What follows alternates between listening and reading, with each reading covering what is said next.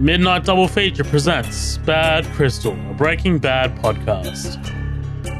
On this episode, we bring you Season 2, Episode 1, 737, written by Jay Roberts and directed by Bryan Cranston.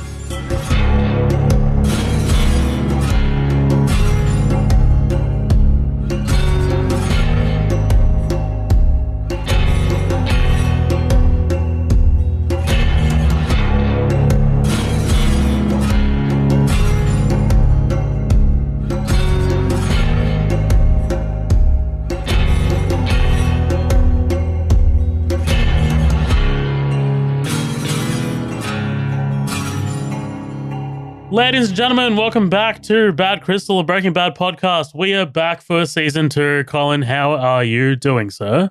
I'm doing good, man. I'm excited to jump back in and kind of pick up. 'Cause I'm not gonna lie, it's been a few weeks since I watched any Breaking Bad, and I didn't want to watch the first, I didn't want to start off, and I could have really watched it after the end of the first season, and that's as far as I'd be allowed to go.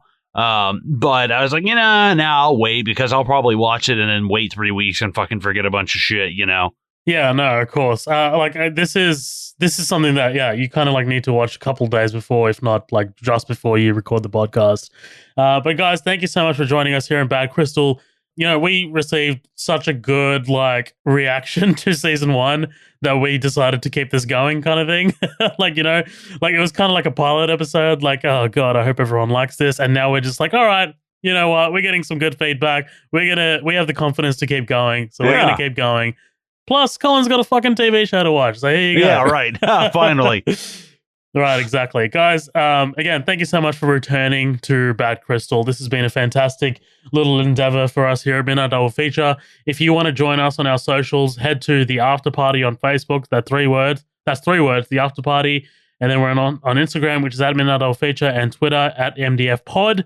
And then please remember to rate and review us on iTunes, but also, most importantly, join the Green Room, which is the Patreon. That's where you can become a member, an exclusive member of Midnight Double Feature, and get bonus content, of which there is plenty to choose from right now, and plenty more in the pipeline. So yeah, man, get on that shit. But look, turning to Breaking Bad, man, Season 2, Episode 1. Season 2 is a doozy. I'm just gonna get right into this. Season 2 is really where Breaking Bad really hits its stride, right? This is the first time. First episode, we bring in our regular cinematographer, Michael Slovis, who really developed the look of the show going forward. Plus, he's also on every episode of Better Call Saul as well. So that kind of really colored, when you think of Breaking Bad and you think of the visuals, you think of Michael Slovis and what he brings from this episode onward. And honestly, you kind of start to see it from this episode. Some of the shots start to look a little more dynamic. Stuff starts to feel familiar. Yeah, the lighting is a little bit more kind of it looks a little better lit, and looks great, man. I want to talk about very briefly this writer, Jay Roberts. Jay Roberts mysteriously kind of disappeared from the writing staff after Season 2. So no one really. He hasn't done anything after writing this season of Breaking Bad, anything at all, in terms of movies, TV shows, whatever. People have been trying to get to the bottom of why that is, or what happened to Jay Roberts. So I have some kind of insight, but not too much. Maybe I'll try and develop this as we go along. But in Season 4 of the Insider podcast, Gilligan mentioned that they named Detective Tim Roberts after former writer Jay Roberts.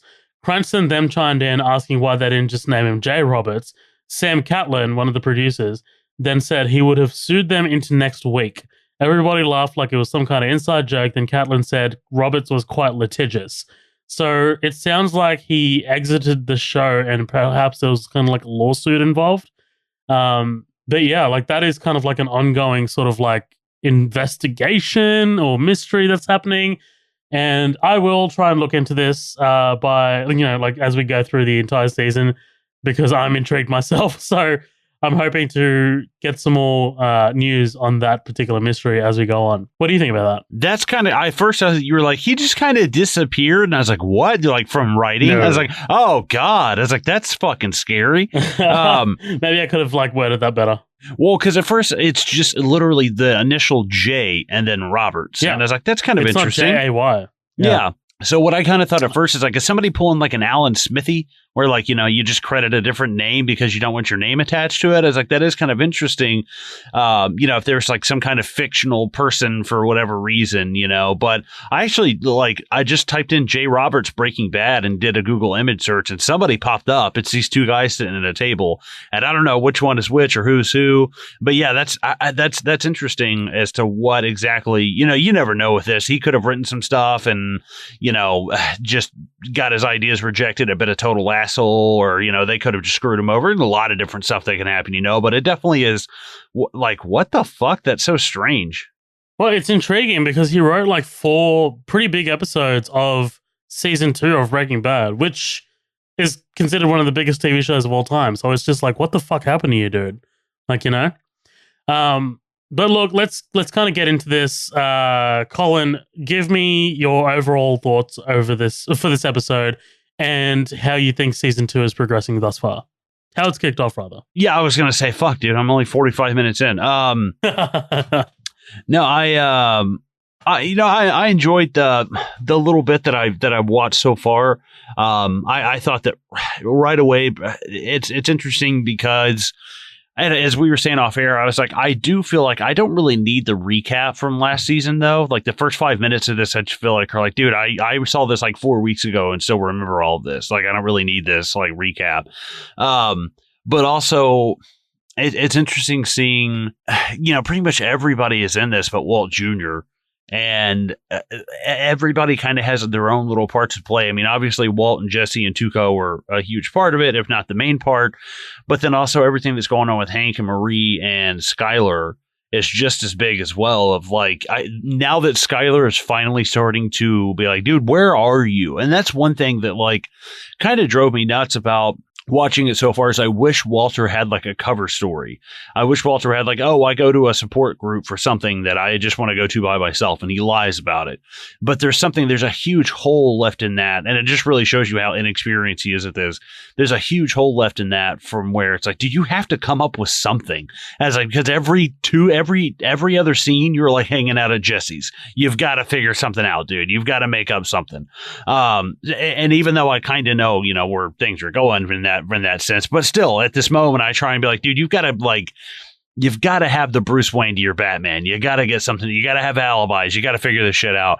I liked all the shit with Marie and Hank and Skyler. I really enjoyed Skyler's fucking monologue of just exploding on her. And I was like, dude, I would have sucked Skyler's dick in the middle of that. I was like, oh my God, thank you for saying all of that stuff, dude. Jesus Christ. And yeah, it's even though it kind of seems like at first when this season kind of started, I was like, you know, I think they're kind of maybe just being a little bit paranoid.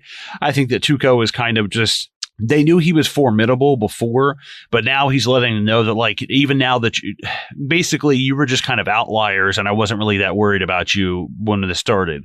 But now you know who I am. You've seen me murder someone. Like, we're a lot closer now. And, you know, this meth makes strange bedfellows kind of thing of like, you're in this with me. And I think that now that you actually know shit about me, you're even more dangerous is kind of what I'm thinking from Tuco's perspective. So it's definitely interesting seeing like what they've got themselves into, and seeing Walter and at kind of the end of first season being, you know, the prelude to I am the one who knocks, you know, this bad motherfucker. And in this season, he's like, I hate that's been spoiled for you. I just hate that so much. Well, dude, it's weird at the end of first season seeing like his prelude to that of him becoming that, and then the first episode he spends half of it just staring out the front window like and like not being able to open up a fucking revolver. And I was like, that's hysterical, dude. I think it's a strong start to the second season of like, we had a lot of ups and downs in the first season. We ended on an up with you selling this, and now it's time to go right back down. And I was like, cool, I dig that. You know what, man? It's funny that you say that this is an interesting start to season 2, because season 2, episode 2, the next episode called Grilled, is one of my favorite episodes in the entire show. It is outstanding. So prepare yourself. But look, so season 2, This is the only season of Breaking Bad where the writers had planned the season from start to finish. This is the only season. So it differs from subsequent seasons in which the writers did not have a complete plan and developed the storyline as the episodes progressed. Series creator Vince Gilligan set up season 2. Quote, that came about many, many hours of beating our heads against the wall. Very laborious work, which is probably why we haven't repeated the formula since. Honestly, like it kind of like it's kind of astounding, like how we'll get to seasons 3, 4, or 5, but it's kind of astounding how those particular seasons weren't planned out from the beginning, because they're brilliant, dude. Like, like the amount of like things that just come back and like come full circle. And just the way that, because like I know Vince Gilligan, the way he likes to write and the way he wants his kind of like writers to write is get your characters into a corner and then find a way to write them out. Like, like try and give them like as many no-win scenarios as you possibly can, and then find a way to win. Like, and I really appreciate that kind of writing as well. This particular episode, I really dug. I think it's a fantastic precursor to the next episode. I think it really kind of builds up Tuco as kind of like this threat to be reckoned with. Like, like he's just kind of like looming right over the entire episode. And yeah, I think it's a fantastic start, dude. I'm really keen to get into this. There's a lot in this episode in particular. Having read that piece of information that season 2 was pre-planned, there's a lot in this particular episode that really foreshadows what's to come in the rest of the season, especially towards the end. So I can't point it out in this particular episode what it is and what the foreshadow is, because I know you're going to get it. I know you're going to pick up on them. So for the purposes of spoilers, I'm not going to point those out. But when we get to that episode where it's revealed, I'll be like, hey, that came up in episode 1. So okay, guys. Yeah, if you're listening to this, I am not a fucking idiot. I caught all of the references because I've seen this show fucking 4 times through. So I am purposely holding back on information. And man, like that is going to be so hard to do with this particular season, especially. So let's get into this. Basically, we have this black and white filter, innocuous shots of glass, a snail, a wind chime. And then you see this like eyeball in the pool just kind of like floating while you hear sirens in the background. And we pan down to a fucked up teddy bear floating at the bottom of the pool. Now, you asked me offline what the fuck this was all about, because it doesn't pay off. Right. So this is one of a number of kind of cold opens that we'll get that will be fully revealed in the final episode of this season. Okay. Like, we're going to be kind of like so we're going to get a few kind of like puzzle pieces. Because the whole thing is kind of like, what the fuck happened? Like that's the main intent of this cold open, right? It's like, how did we get to this point?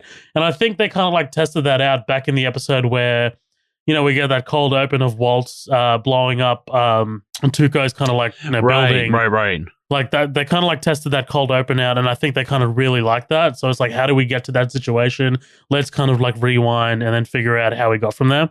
So I like that's what the intent of this is. It'll be kind of like little puzzle pieces that we get. And then it'll be kind of like pieced together as the season goes on, rather. Jay Roberts is in fact a real person, and I've been reading this the whole time you've been talking. No offense. I'm just like, so dude, you haven't been listening to me, you son of a bitch. This motherfucker is like the Roanoke of the writers' room in Breaking Bad and stuff. So I did find he's on a podcast number 97, sharpening his craft while writing on Breaking Bad. Jay Roberts. This is let me see here, Phil. Yeah, I found that on Google. Phil Giangrande production. I guess it's like a podcast or something. So he's been at first. It's like, dude, that sounds like bullshit. That sounds like some kind of like pen name that maybe Aaron Paul or oh God, Bryan Cranston wanted to write and didn't want it to seem like they were just doing too much or blah blah blah. And it's like, that sounds made up.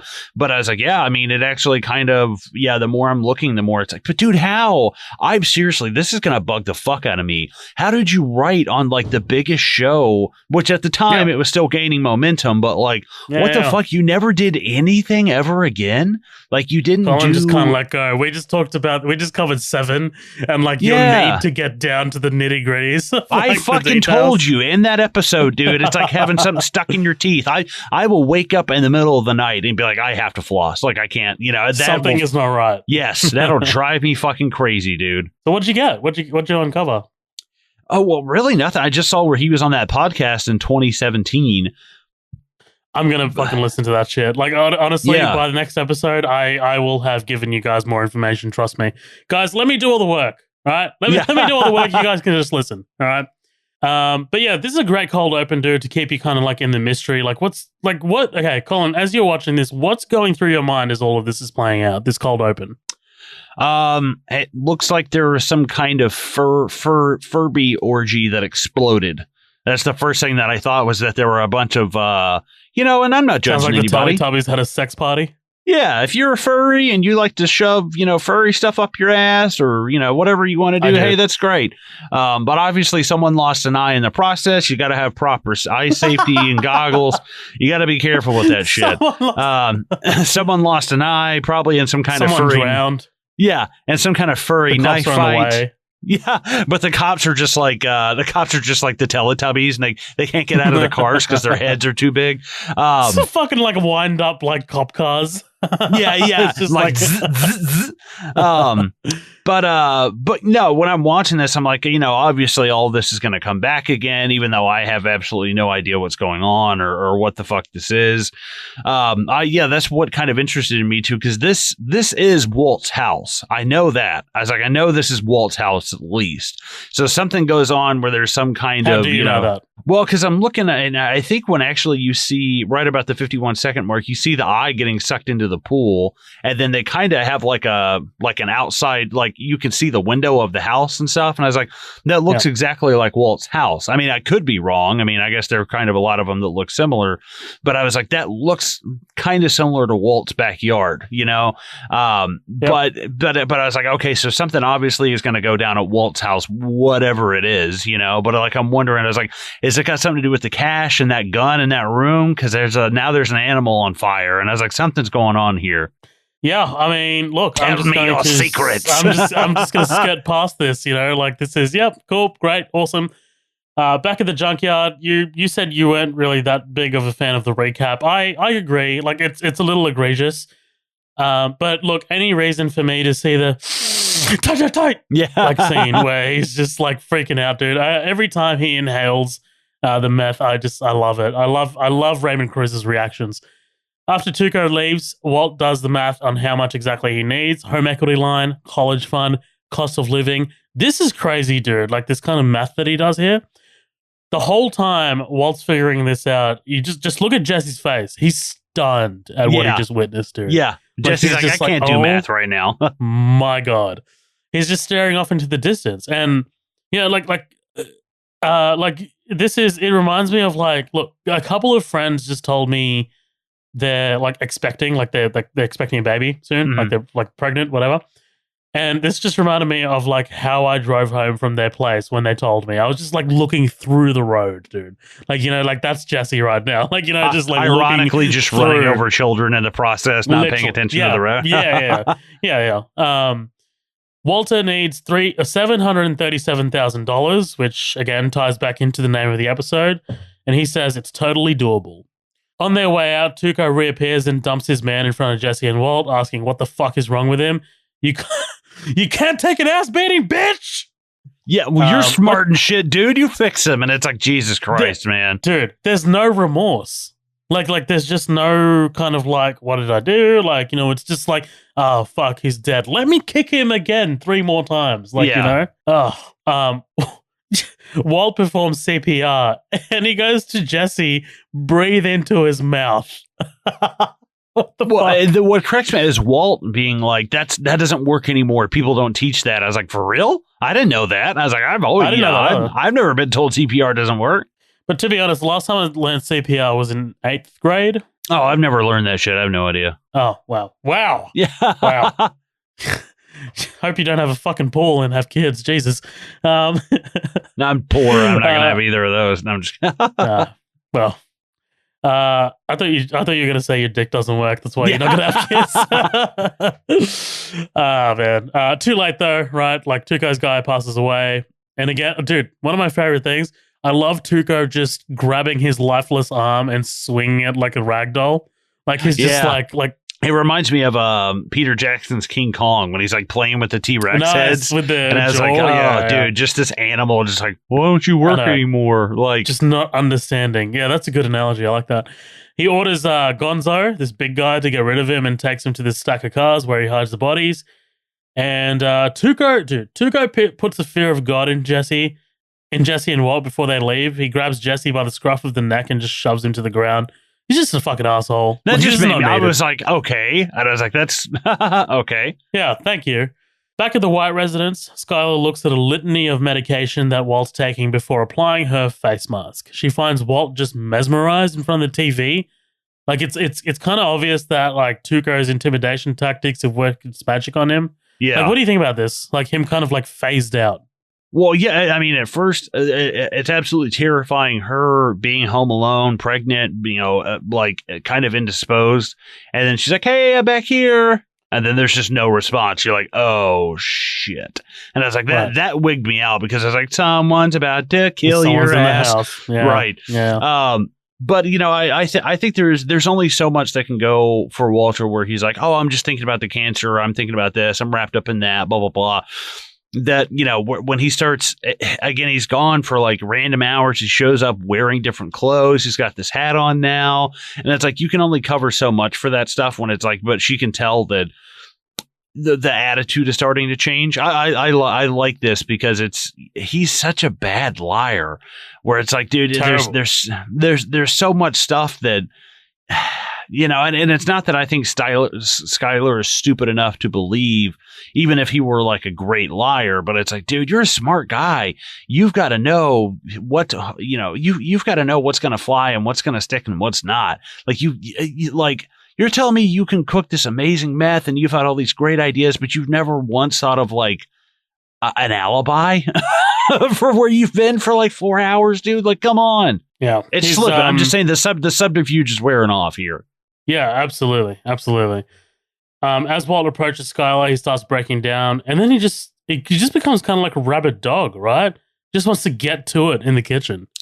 I thought this was interesting because this has happened before, and they were just like fucking raw dogging the shit out of it and getting at it. But then this time where he has been kind of emasculated, it's not working. And it's like, well, I mean, for one thing, he's extremely aggressive. And obviously that's... Yeah, this is... I had forgotten about this, by the way. This is assault. he just straight up assaults absolutely. Her. Well, and also when she's, it's one thing where it's like, yeah, we'll have a quickie in the car and blah, blah, blah. But it's like, I'm sure a handful of times that's fun. But at the same time, like now, it's like we're in the kitchen, she's slamming your face into the fucking fridge and stuff. And it's like, dude, this is not a woman that just wants to be raw dogged in the fucking kitchen in her bathrobe with all the shit on her face. Like, it's like, exactly.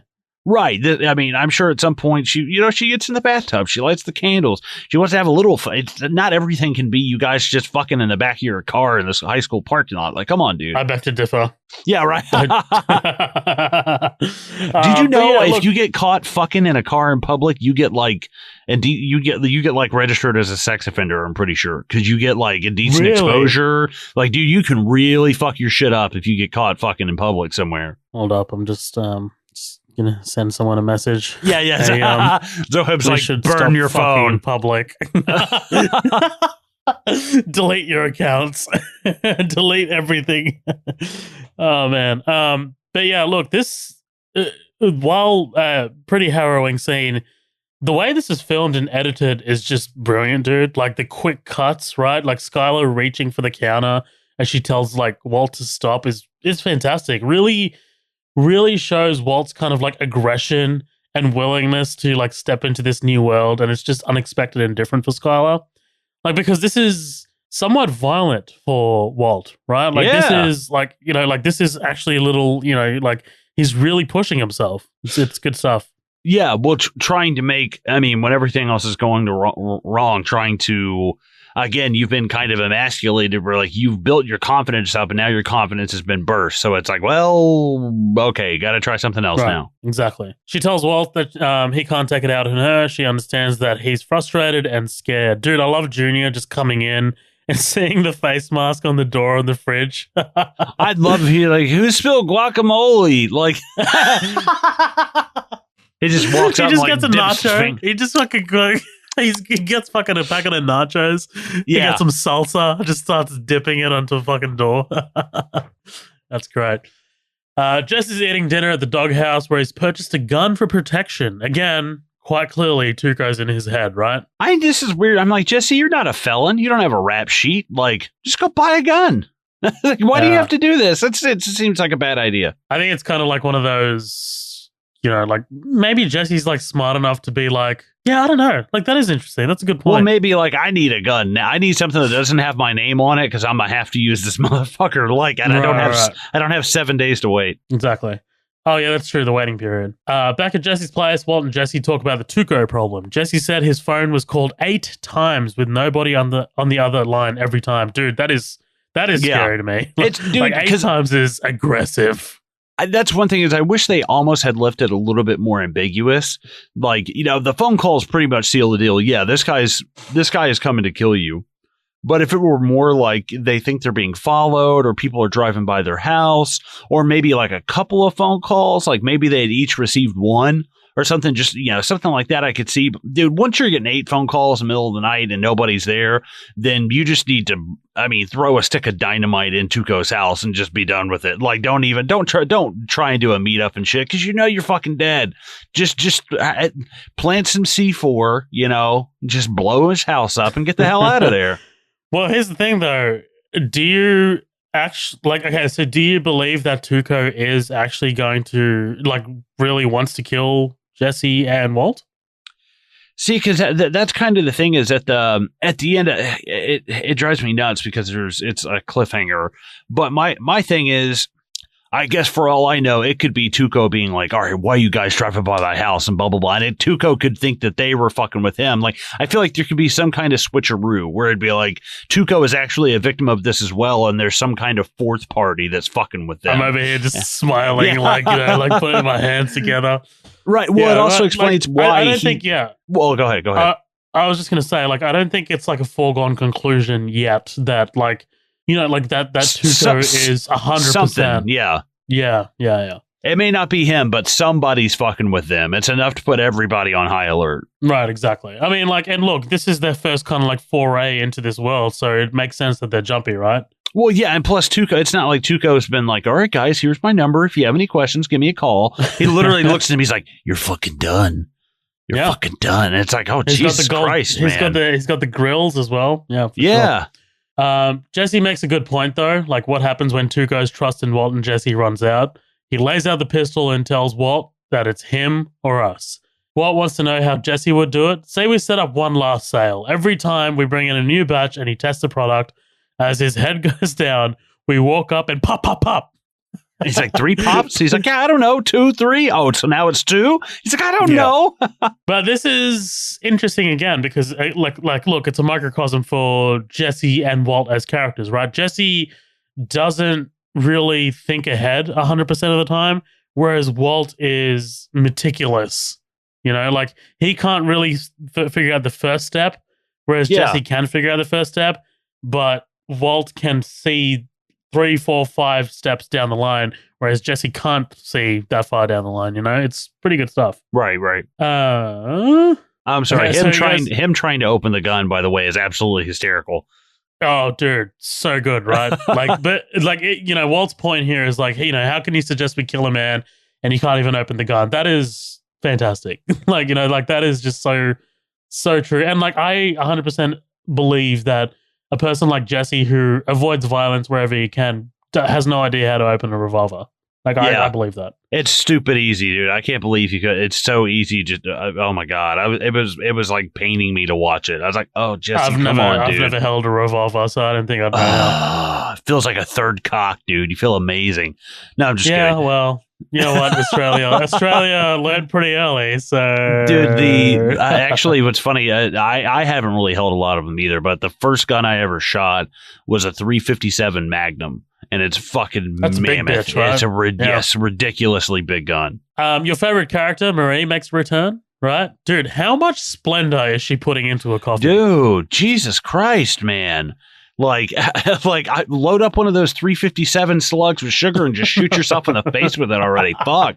Like, yeah, I do not put sugar in my coffee at all. I'm a creamer guy. That's it. Really? I have one. Yeah. Yeah, because I don't need it because it's like, man, I try to avoid a lot of sugar. I don't eat a lot of sweets and stuff. I say that I smashed like half a pumpkin pie in the last 72 hours. But no, yeah, the other day. Oh, nice. No, that absolutely drives me nuts because she kind of seems like a health conscious kind of freaky, like, you know, if anybody were going to come out and be like, do you have anything gluten free? It would be Marie. You know what I mean? So it's like, it kind of blew my mind seeing her just dump all the sugar in there. I'm like, lady, just God, you look like you haven't been fucked in years. Like, God. Well, speaking of fucked in years, here comes Hank, right? Like, dude, by the way, before we move on from the Splendor packets, the methodical folding of the empty Splendor packets, what? That is psychotic. Like, that is psychotic. I'm sorry, it just is. Apparently, Betsy Brandt, the actress, was heavily pregnant during the filming of this particular season. Saw that. Did you? Yes. Okay, that's good. Because that's why she's wearing the lab coat. Yes. Like they're trying to cover They try. And I was like, dude, that lab coat is huge. And I started looking and I was like, no, she's preggers, man, for sure. Yeah, sometimes you just can't hide that shit, right? Like, so there's a schedule to stick to. Hank says that their dinner plans will clash with a meeting with, quote, Dave, who we pick up as someone that Marie is seeing for her kleptomania, right? Like, at least she's trying to seek help. Yeah, I'm wondering how that started. I'm wondering if that's a thing where Hank caught her. It's a Hank thing. It's 100% a Hank thing. It must be.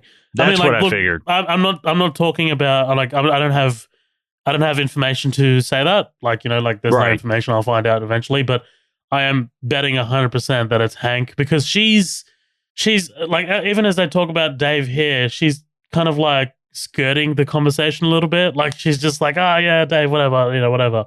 Mm-hmm. Like, and like. Hank's the one that has to be, you know, to remind her, hey, you've got a meeting with Dave, whatever. Like, you know, just like, I wanted to put her under that car when she started talking. She's like, I'm sorry that you got your dates confused. And I was like, you are the piece of shit here, Marie. Like, what the fuck is wrong with you, dude? Like, God, I can't. It's one thing to be the piece of shit, and then it's one thing to deny being the piece of shit, and then be the piece of shit who gets an attitude and a smug. Oh yeah. Oh, dude! Like I was so kind of like winner. Like I just won this conversation. I was like white knuckling my fucking recliner watching this. Like, God, Jesus Christ, Jesus. Yeah, she's problematic, and like I'm not talking.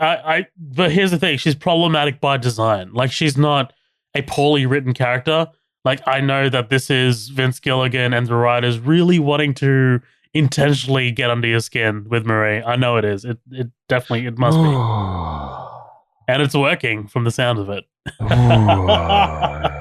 Good Lord.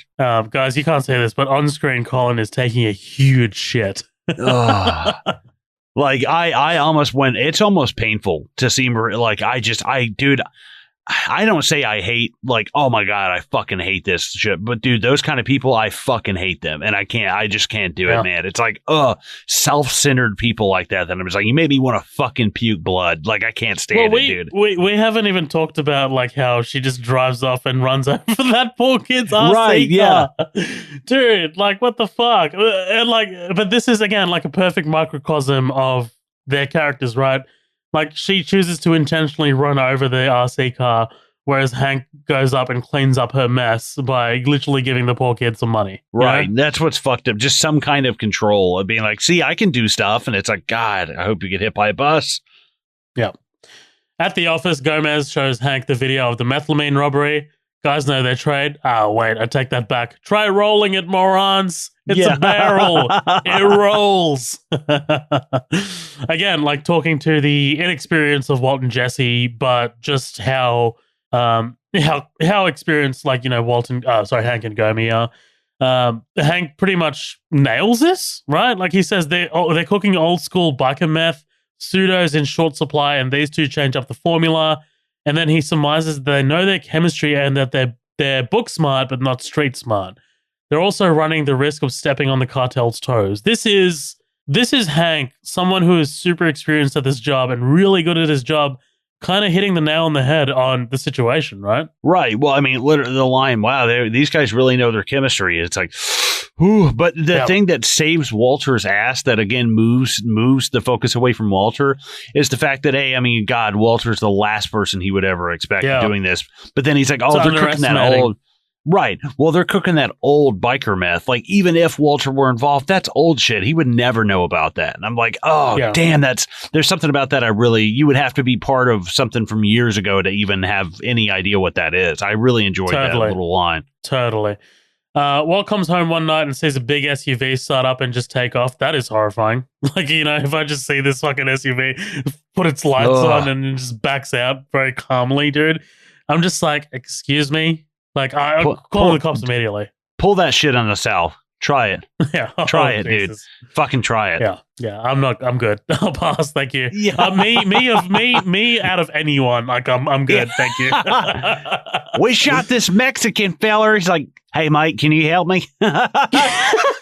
I'm dying we wrangled up this Mexican fellow, and I'm just like over here. Hey, mate, can I just get some fucking thongs, please? Well, you've been to the States before, right? Didn't people kind of mistake you, like? No, I mean not white people either, right? Like weren't there some like Spanish speaking people coming up to you or something? Yeah, so I have been to the States. I haven't been to the South. I've only been to the coasts, but. You keep it that way. No, I'm just kidding. That's terrible. You stay out of my territory. But no, like, I wasn't being confused or anything, but I was confusing people.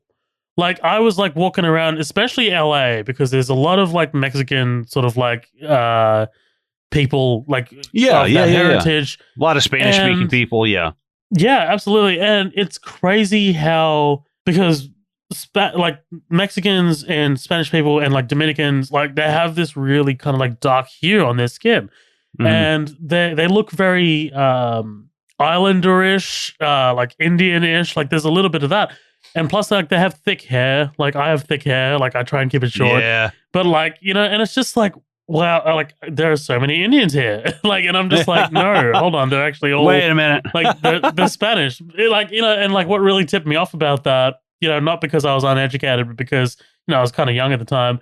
What tipped me off was that a lot of the signs were written in English and Spanish.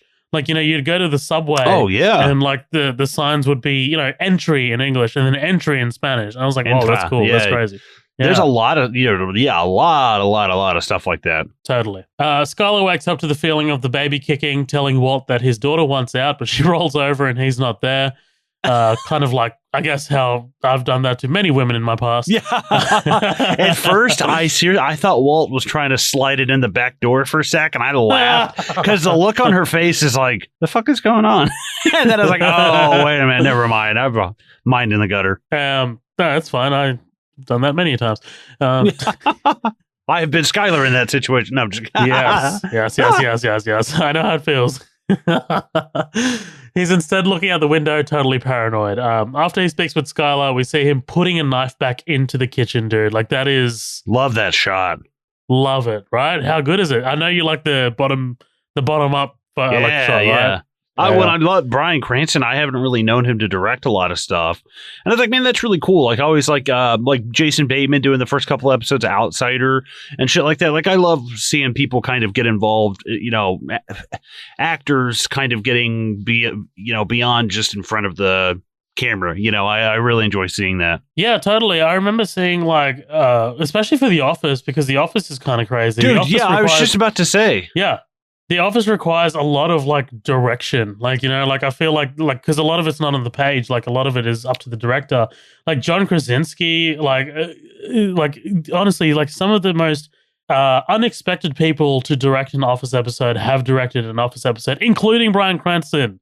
Bryan Cranston has directed two Office episodes. Well, and then like J.J. Abrams too, really like crazy. Mindy Kaling, I know she did a bunch of writing, and like BJ Novak, and I was like, damn. Yeah, it's crazy. Like honestly, like if you look up the directors of The Office, it's really something. So Walt ponders what happens to Tuco. When Tuco finds out that Hank is a DEA agent, Jesse's finally figured out how to open the chamber of the of the revolver. Suggests Walt gets a gun too, but he's got a better idea. And Jesse's just like, thank God. Yeah, I think I didn't want to have to do this. But Jesse's excitement kind of deflates when Walt's like, hey, we're going to use beans. Yeah, beans, a magical fruit. Dude, it's just like, are we just going to grow a magic beanstalk? Walt says he's going to process the castor beans into ricin, an effective and potent poison. Back in the late 70s, ricin was used to assassinate political journalists by the KGB. And all they need to do is figure out a delivery device and boom, no more Tuco. What do you think about this? I know that story. I had heard about that before. Oh, really? And like mysteries kind of thing. About them putting like poison darts and umbrellas and stuff. Georgy Markov, poison tip umbrella assassination. Sure, yeah. No, the names I'm not. Yeah, I have no idea. But I'd always heard, even in the JFK assassination, there were people talking about this guy with an umbrella and thinking that he had signaled something with the umbrella. And it was like, dude, yeah, there's been a lot of like weird 60s and 70s like umbrella gun like kind of talk. It's strange, actually. Okay, let me just because ricin is going to be a huge player in Breaking Bad moving forward, just beyond this season as well. So let me just read this for you real quick. The castor plant is a lush ornamental plant that can grow up to 15 feet high with little care. It is also quite resistant to pests, which should make it an ideal landscaping plant. However, by producing seed pods that can be both attractive to children and very poisonous to them, maybe a nice cactus would make a better housewarming gift.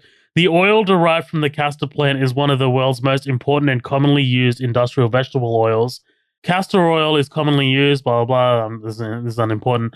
Taken by the mouth, castor oil acts as a laxative and can be used topically to relieve cramps and joint pain. Ricin does not occur in the oil of the castor plant, so don't worry. Ricin is a byproduct of the extraction process and is found in the leftover mash after the oil is extracted. Interesting. Damn, there's a lot of different uses for that. Yeah, it is a particularly nasty poison and is fatal to humans in very low doses. A single milligram is deadly if ingested, and half that amount can kill a fully grown adult if the ricin is injected. Damn. That's so strange. Usually it's the exact opposite of the larger the dose. Ricin acts by shutting down the ribosomes that carry out protein synthesis in cells. Interestingly, by attacking the cellular structures that are responsible for protein synthesis, ricin has been posited as a possible magic bullet for cancer treatment. If the key can be found, that will allow the modified ricin to only target the malignant cancer cells. There we go. Boom. Damn. Yeah, but like this, again, like I said, just remember the ricin moving forward because it's going to be a big deal.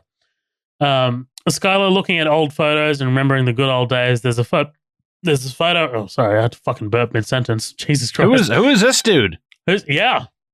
This is, I'm not going to say it, but he'll be back. Don't worry. He looks like Jeffrey Epstein. I was like, what the fuck? I was like, what is this guy doing here?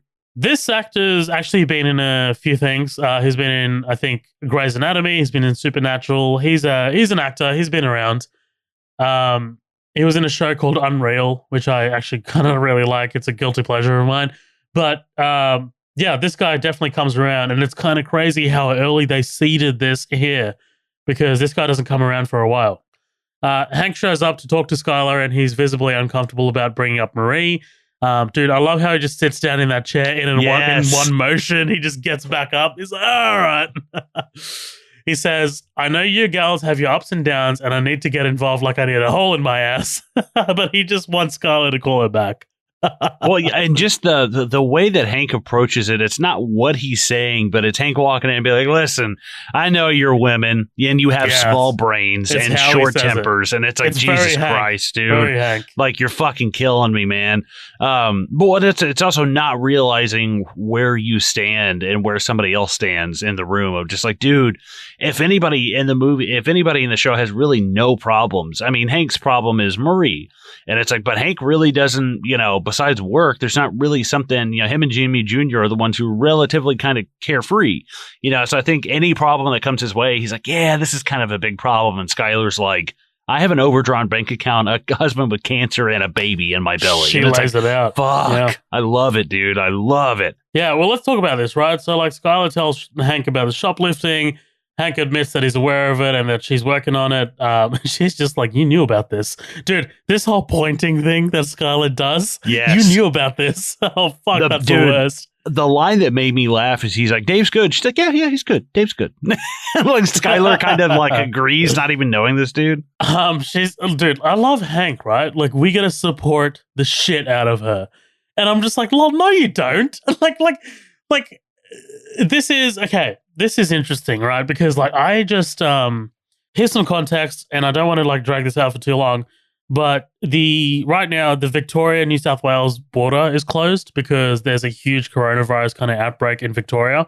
So the border's closed. Historically, it hasn't been closed since like the 20s or something, and it's being very heavily policed. Now, as you're probably aware, there are people out there who don't believe the coronavirus exists. They believe that the government is taking over, blah, blah, blah. I watched this video, dude, of this girl. Like, literally, she approaches the border police, like, whatever. Because if you have an exemption, you can get through, whatever. So she's got her camera, her mobile phone on the windshield, turns it on just in time for the police interaction, right? Because she wants her 5 minutes of fame. And she's got a paper in her left hand. It's not an exemption. It is like a printout of like this kind of like document that's going around of being like, hey, say this to the police. Like, you know, like this is what'll get you out of like, you know, questions and stuff. And, you know, it's kind of like this whole thing of like, it's this rigmarole of like, you know, like what power do you have? What legislation are you detaining me under? Blah, blah, blah. And it's just literally for the camera. Like, you know, it's just it's word salad garbage. Right, I get that. exactly. I get that at work all the time. Exactly. So this woman, the police ask her to identify herself, which she does not do. She does not comply. The police ask her for a driver's license, which she does not do. She does not comply. She says, "What?" Like, she's like, "I don't have to show you my license." I'm not being detained. Yes, but that's false. You're driving a motor vehicle on a road. like well, you're coming to a road. You're crossing a border. Of course, you have to have identification. Yeah, exactly. Well, yeah, exactly. You need identification. You're operating a motor vehicle. That is the law. But this woman just can't seem to understand that. The police on the video like break in and like drag her out, like literally drag her out of the car. And I think, to be honest, I think it's justified. I'm sorry, I just do. Dude, if you're driving around minding your own business and they pull you over just to be dicks, that's different. You drove up to a border and were like, I want to get in, but I'm not giving you shit. Like, okay, no. But it's not only that; it's also just the way that she's conducting herself. She's quite clearly being very rude and aggressive to these cops as well, who are 100% in the right to be able to stop her. Like, we're in a fucking pandemic. Plus, you're driving a motor vehicle on a public road where any police officer can stop you, right? Yeah. So as she's being dragged out, she starts crying about her having anxiety. And, you know, like she's like, oh my God, I've got anxiety. I'm sick. I'm on medication. And this, honestly, the reason I bring this story up is because this is what I feel like is happening with Marie. Like, you know, it's just kind of like, I have anxiety, I have a mental illness, but it's okay for me to be able to do this. Like, you know, like I'm sorry it took me so long to tell that story. No. But at the same time, that's kind of like what I feel like is happening here, because we need to support the shit out of her because she has a mental illness. And I don't really consider this that serious of a mental illness. I'm sorry, I just don't. Well, yeah, I think there's obviously, I think the you know, you being a kleptomaniac and like stealing some stuff, like, yeah, that doesn't look great. It's 10 times worse because your husband is a DEA agent. Like that's really what makes what really kind of lights that fire even more. But at the same time, it's like, yeah, there's a deeper root cause and you should get that figured out.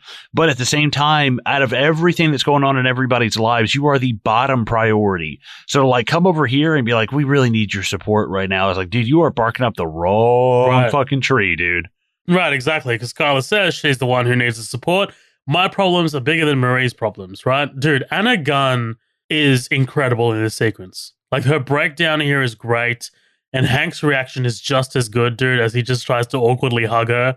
Oh, it's fantastic. You let me fix that utility closet? Dude, I just love the hug, the outstretched arms, dude. It's fantastic. Back at the Pickman residence, we get a bit of a montage as Walt processes the beans into ricin. And they plan to mix the ricin in with the meth. planning to tell Tuco that it's a new type of meth.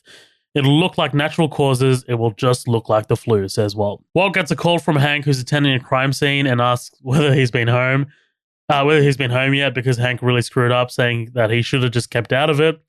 Dude, Hank, just saying, want to see something freaky, takes a photo of a dead Gonzo and No-Dos and sends it to Walt. Like, it's okay, look, here's the thing. He's professional, but he's unprofessional. Like, he's just kind of like showing off. Yeah. Like, he's like, look how cool this is. Like, Right. These are the guys that you see in like the Iraq war pictures where they're like holding dead bodies up by the hair and they're like, yeah. Oh, yeah. And you're like, dude, that looks so fucking bad, man. Yeah, these are the hunters who like stand in front of like dead rhinos with their guns and shit. Like, it's just Jesus. So tacky, so tasteless. I know, but I'll tell you what, it kind of needs to happen because we need to let Walt know that these guys are dead, right? Like because the look of shock on Walt's face speaks volumes. Like, it's like, oh fuck, Tuco's also killed Gonzo, which means we're next. Like, like we are the only witnesses left to this murder, so we're gone. Like, see you later. Like, Walt rushes to the gun, surmising that Tuco killing Gonzo means that Walt and Jesse are next, which sparks a wave of fear as he rushes home, where he finds Skyler in the tub. Walt rushes to get his money out of the air vent and stuffs them into a diaper box along with the gun, all while Skyler is calling out for Walt. And interestingly, this box is still there, right? Like at the end of the episode, that box is still there. Like, he never picks it up, he never moves it anywhere. It's the shot lingers on it, staying there. Money, gun, box, right there in that room. Yeah, and the thing that cracks me out, I think we went past, is not Tuco, but the big guy. I get their names confused. Gonzo. How Gonzo died? He basically got his arm trapped and bled out, and I was like, oh shit! So he really wasn't murdered. So it kind of makes you think, like, is Tuco getting paranoid with your right? Yeah, it's playing with your emotions. Yes, and is Tuco your like expectations? But my thing is, what is Gonzo doing back out there? He already moved his body there and was done with it. And was like, see you later.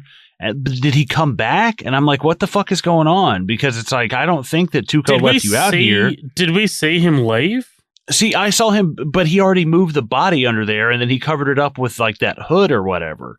And then I was like, well, that's where, okay, so he leaves after that. Like, why else would he need to get under there or move the body Unless he anymore? was trying to, move the body because maybe he felt like that it wasn't properly hidden or something. I don't know. Like, he came back, that's the point. But the stack kind of like shifted, right? Like, it pinned him against the stack, right. And like that, he bled out. Someone call America's world's dumbest criminals. Like, fucking heck, dude. But yeah, so back at the crime scene, Hank identifies the two bodies as associates of Tuco and figures out it was a freak accident.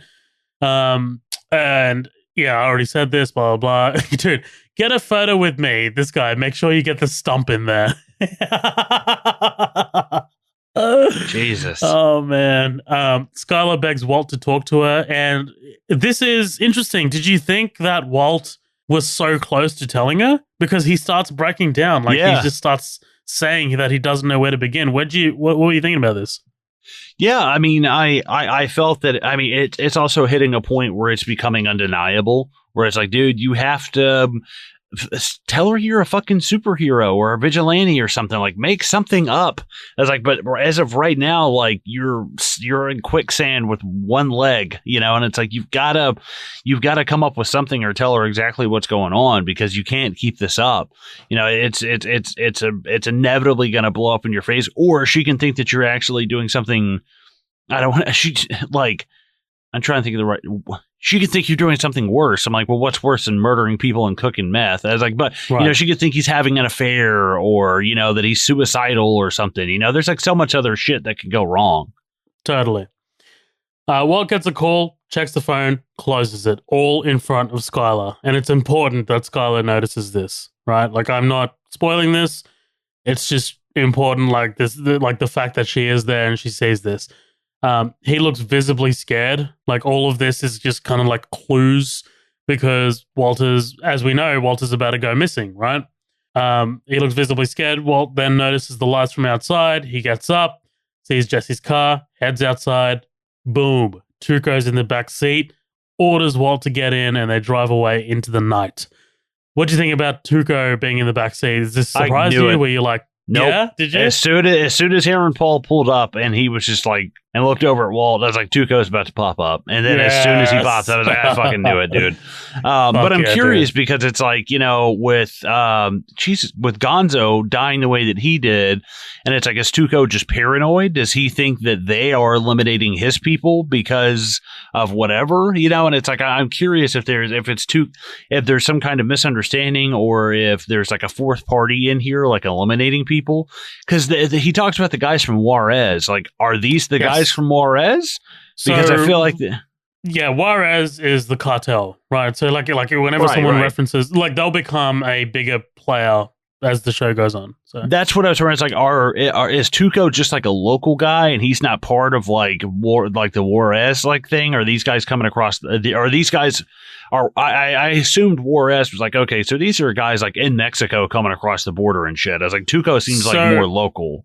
Yeah, so if we are to kind of like plan out like a hierarchy, you'd have people like Gonzo right at the bottom, right? You'd have Tuco somewhere in the middle, and then you'd have someone we're actually introduced to in the next episode, kind of like a little higher than Tuco, not Juarez level, but a little higher. Sure. And then you got Juarez right at the top. Right, gotcha. So, like as we go on, there will be much more of a clearer kind of like hierarchy understanding, because that's something that Breaking Bad does really, really well. It really sets out a level of detail and understanding for the cartel. Like, even though the show's not really particularly interested in getting into how the cartel operates and focuses on Walter White and Jesse Pinkman as main characters, we still find out about that kind of structure and stuff. So, yeah.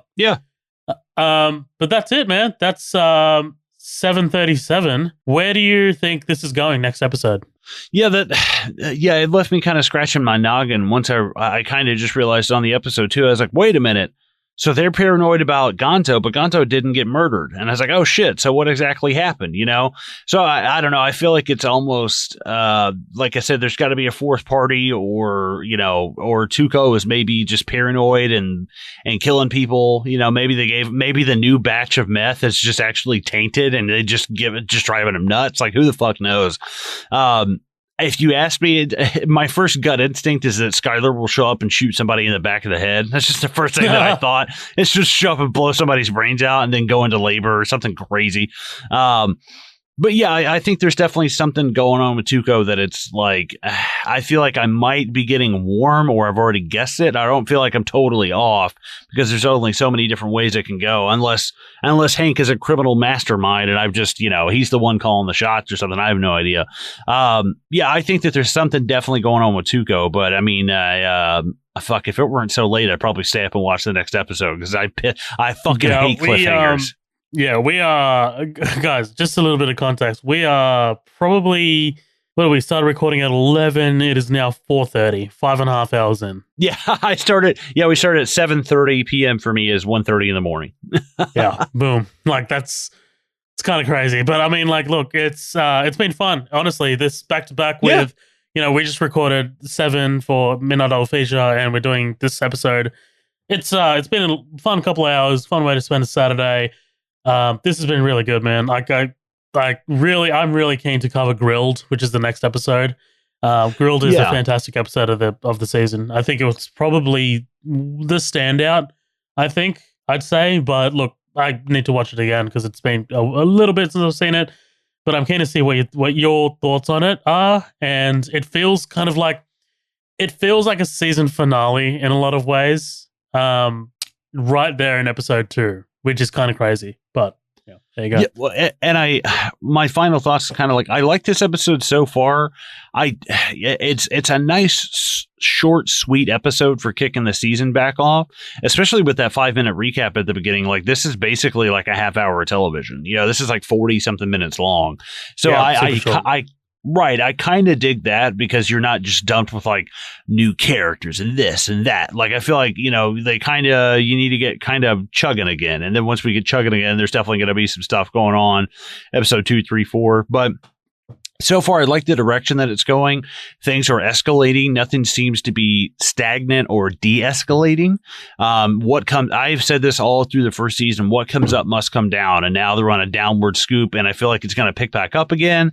But every time it picks back up again, they go up like another floor, but then there's that much farther they have to drop down. But then once they come back up, they go up one more floor, and it's like, oh God, when are you going to realize this? Is it Einstein that said like every reaction that must have a equal opposite reaction? Equal opposite reaction, yeah. Something like, is it Newton's laws of physics, I think? Yes, Newton. Newton. Sultan. But yeah, no, I enjoyed this episode a lot. We gotta finish this. We are so cooked. Yeah, I think this is good just to kick the season off with. I don't like long episodes to start with, so it's kind of cool. You're just kind of dipping your feet in the water, just getting your little toesies wet. Yep, 100% agree, dude. Guys, that is 7:37. We will be back next episode for Grilled. We're keen to be back. We're keen to be recording more Bad Crystal for you guys. Thank you so much for listening to us. We are Midnight Double Feature. You can find us on social media, pretty much any social media platform, any of the main ones that count. Instagram, which is at Midnight Double Feature. Twitter, which is at MDF Pod. We're on the After Party, which is our Facebook group. That's 3 words, the After Party. We have our Patreon. If you want to become a member and listen to more Midnight Double Feature content, head to patreon.com/Midnight Double Feature. Or if you want to head to our main hub where you can find everything, including our merch, head to midnightdoublefeature.com. Colin, you got anything else to say before we head out here? Newton. Sorry. See you guys next episode.